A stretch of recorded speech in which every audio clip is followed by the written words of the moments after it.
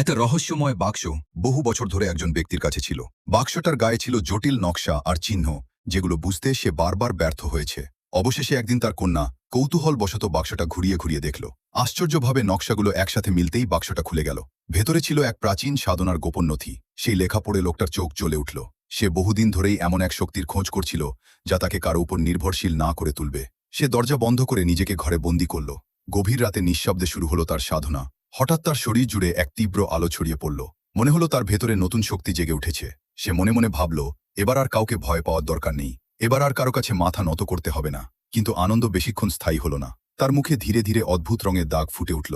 ব্যথায় আর আতঙ্কে সে ছুটে গেল এক জ্ঞানী বৃদ্ধের কাছে, যিনি নানা প্রাচীন বিদ্যার কথা জানতেন। বৃদ্ধ তার অবস্থা দেখে বললেন, ভুল পথে সাধনা করলে শরীর বিষে ভরে যায়, এই বিষ না সরালে জীবন বিপন্ন হবে। লোকটা কাঁপা গলায় জানতে চাইল, তাহলে বাঁচার উপায় কি? বৃদ্ধ গভীর কণ্ঠে বললেন, এই বিষ নিজের শরীর থেকে অন্য কারো শরীরে পাঠাতে হবে, তবে সে হতে হবে তোমার আপনজন। লোকটা থমকে গেল। আর তার কি হবে? বৃদ্ধ ধীরে বললেন, তার প্রাণ যাবে না, কিন্তু চেহারা চিরতরে বদলে যাবে। লোকটার চোখে তখন শুধু নিজের ভবিষ্যৎ ভাসছিল। ক্ষমতা, মর্যাদা আর বড় হওয়ার লোভ তাকে গ্রাস করল। রাতের অন্ধকারে সে নিজের মেয়ের ঘরের দরজায় কড়া নাড়ল। মেয়েটা অবাক হয়ে বলল, বাবা, তুমি মুখ ঢেকে এসেছো কেন? সে মিথ্যা হাসি দিয়ে বলল, হালকা অসুখ হয়েছে তাই। তারপর সে বলল, তোমাকে একটু শক্তি দিতে চাই, সামনে বিপদে কাজে লাগবে। মেয়েটা বিস্মিত হলেও বাবার কথায় বিশ্বাস করল। ঠিক তখনই বাইরে বজ্রের শব্দে ঘর কেঁপে উঠল। আলো ঝলসে উঠল চারপাশে। মেয়েটা বাবার মুখের অদ্ভুত দাগ দেখে ভয় পেয়ে গেল।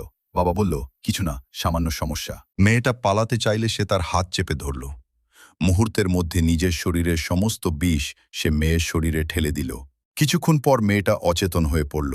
লোকটা চোখ নামিয়ে নাটকীয়ভাবে দীর্ঘশ্বাস ফেলল, যেন বাধ্য হয়েই কাজটা করেছে। জ্ঞান ফিরে পেয়ে মেয়েটা আয়নার সামনে দাঁড়িয়ে নিজের বিকৃত চেহারা দেখে কেঁপে উঠল।